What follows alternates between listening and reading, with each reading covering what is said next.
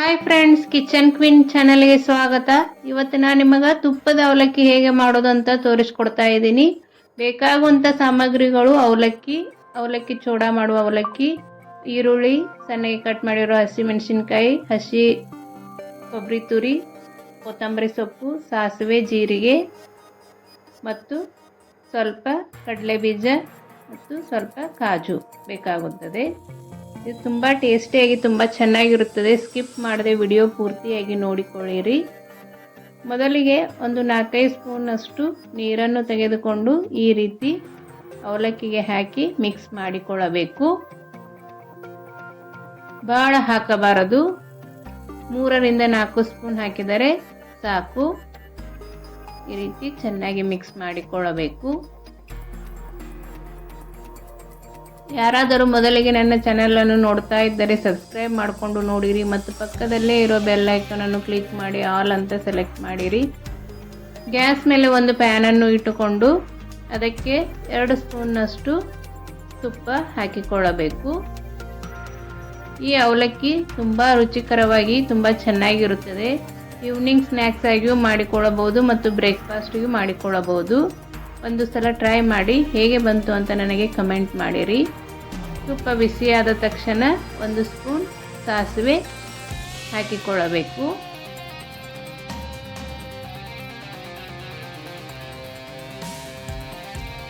ಈಗ 1 ಸ್ಪೂನಷ್ಟು ಜೀರಿಗೆ ಹಾಕಿಕೊಳ್ಳೋಣ. ಜೀರಿಗೆ ಮತ್ತು ಸಾಸಿವೆ ಸಿಡಿದ ನಂತರ ಸ್ವಲ್ಪ ಪೀನಟ್ಸನ್ನು ಹಾಕಿಕೊಳ್ಳೋಣ. ಹಾಕಿ ಚೆನ್ನಾಗಿ ಫ್ರೈ ಮಾಡಿಕೊಳ್ಳಬೇಕು. ಈಗ ಇದಕ್ಕೆ ಕಾಜು ಹಾಕಿಕೊಳ್ಳೋಣ.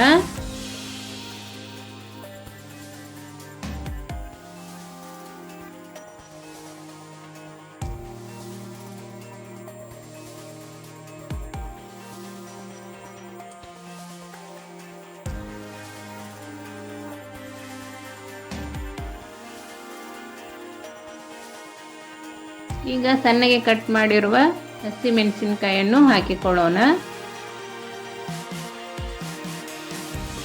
ಈಗ ಇದಕ್ಕೆ ಸಣ್ಣಗೆ ಕಟ್ ಮಾಡಿರುವ ಈರುಳ್ಳಿಯನ್ನು ಹಾಕಿಕೊಳ್ಳೋಣ.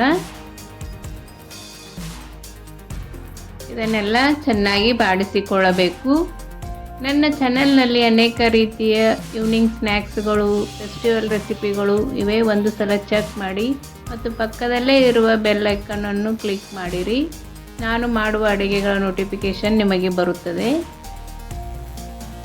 ಈಗ ಇದಕ್ಕೆ ರುಚಿಗೆ ತಕ್ಕಷ್ಟು ಉಪ್ಪನ್ನು ಹಾಕಿಕೊಳ್ಳಬೇಕು.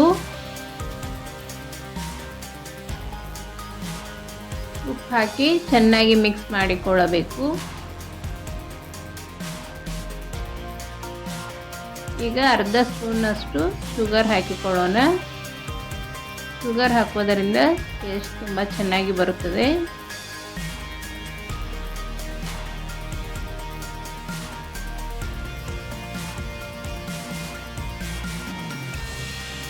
ಈರುಳ್ಳಿ ಮತ್ತು ಚಿಲ್ಲಿ ಚೆನ್ನಾಗಿ ಫ್ರೈ ಆಗಬೇಕು.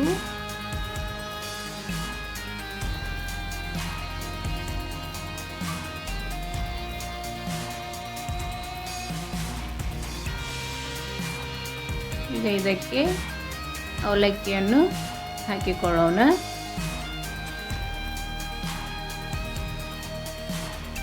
ನಾನು ಮಾಡುವ ಅಡುಗೆಗಳು ನಿಮಗೆ ಇಷ್ಟವಾದಲ್ಲಿ ನನ್ನ ಚಾನೆಲನ್ನು ಸಬ್ಸ್ಕ್ರೈಬ್ ಮಾಡಿ, ಶೇರ್ ಮಾಡಿ, ಲೈಕ್ ಮಾಡಿ ಮತ್ತು ಪಕ್ಕದಲ್ಲೇ ಇರುವ ಬೆಲ್ ಐಕಾನನ್ನು ಕ್ಲಿಕ್ ಮಾಡಿ ಆಲ್ ಅಂತ ಸೆಲೆಕ್ಟ್ ಮಾಡಿರಿ.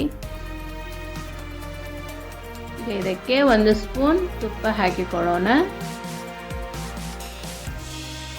ಮತ್ತು ಹಸಿ ಈರುಳ್ಳಿಯನ್ನು ಹಾಕಿಕೊಳ್ಳೋಣ. ತುರಿದಿರುವ ಹಸಿ ಕೊಬ್ಬರಿಯನ್ನು ಹಾಕಿಕೊಳ್ಳೋಣ. ಕೊತ್ತಂಬರಿ ಸೊಪ್ಪನ್ನು ಹಾಕಿಕೊಳ್ಳೋಣ.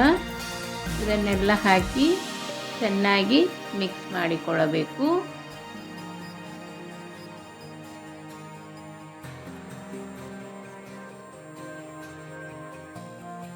ಈ ಅವಲಕ್ಕಿ ಒಂದು ಸಲ ಮಾಡಿಕೊಟ್ಟರೆ ಮತ್ತೆ ಮತ್ತೆ ಬೇಕು ಅನ್ನೋದಂತೂ ಗ್ಯಾರಂಟಿ. ಒಂದು ಸಲ ಟ್ರೈ ಮಾಡಿ. ಈ ರೀತಿ ಕೈಯಿಂದ ಚೆನ್ನಾಗಿ ಮಿಕ್ಸ್ ಮಾಡಿಕೊಳ್ಳಬೇಕು. ಈಗ ಇದನ್ನು ಒಂದು ಪ್ಲೇಟಿಗೆ ಹಾಕಿಕೊಳ್ಳೋಣ.